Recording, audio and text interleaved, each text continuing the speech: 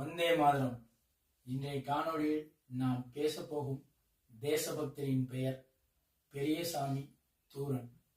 இவரை இந்த தேசத்திற்கு வழங்கிய பெருமை ஈரோடு மாவட்டம் மொடக்குறிச்சி மஞ்சள் காட்டு வலசு கிராமத்திற்கு சேர்ந்ததாகும். இவர் தேசியவாதியாக, இதழாசிரியராக, ஆசிரியராக, இசை வல்லுநராக பல துறைகளில் பயணித்து இருக்கிறார். இவர் தமிழில் பல கவிதைகளை, பல படைப்புகளை உருவாக்கி இருக்கிறார். இவருக்கு தமிழ் மேல் ஆர்வமும் தமிழுக்கு தொண்டாற்றுவதற்கும் காரணமாக இருந்தவர் இவரது தமிழாசிரியர் திருமலைச்சாமி ஐயா ஆகும்.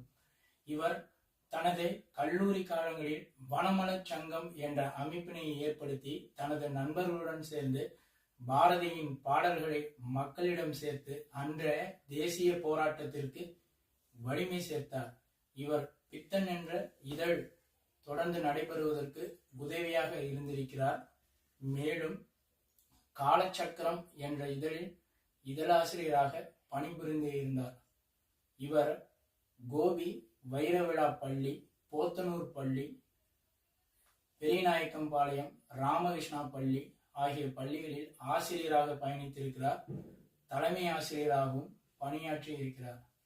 இவர் 1948ஆம் ஆண்டு திருப்பூர் சுப்பிரமணிய அவினாசிலிங்க ஐயா கல்வி அமைச்சராக இருந்த பொழுது கலைக்களஞ்சியம் என்ற அமைப்பினை உருவாக்கி அதன் மூலம் 750 பக்கங்கள் உடைய 10 தொகுதிகளாக தமிழுக்கு முதலாக கலைக்களஞ்சியம் ஒன்றினை வெளியிட்டார்.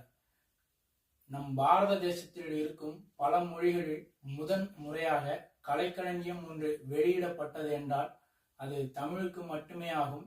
அதற்கு முக்கியமான காரணம் நமது பெரியசாமி தூரன் ஆகும். இவர்கள் மேலும் சிறுவர்களுக்காகவும் ஒரு கலைக்களஞ்சியம் 10 தொகுதிகளாக வெளியிட்டு இருக்கிறார். அதன் எண்ணிக்கை 100 பக்கத்திற்கு மேல் கொண்ட தொகுப்புகளாகும்.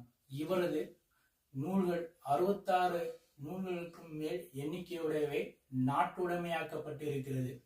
இவர் பத்மபூஷன் விருதை பெற்றவராவார். அந்த பத்மபூஷன் விருது இவரிடம் தஞ்சமடைந்து தன்னை கௌரவப்படுத்தி கொண்டது.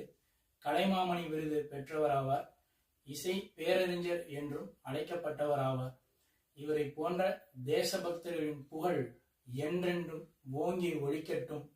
தேசியமும் தெய்வீகமும் நம் பாரத மண்ணில் என்றென்றும் பட்டொளி வீசி பறக்கட்டும். ஓம் ஜெய்ஹிந்த்.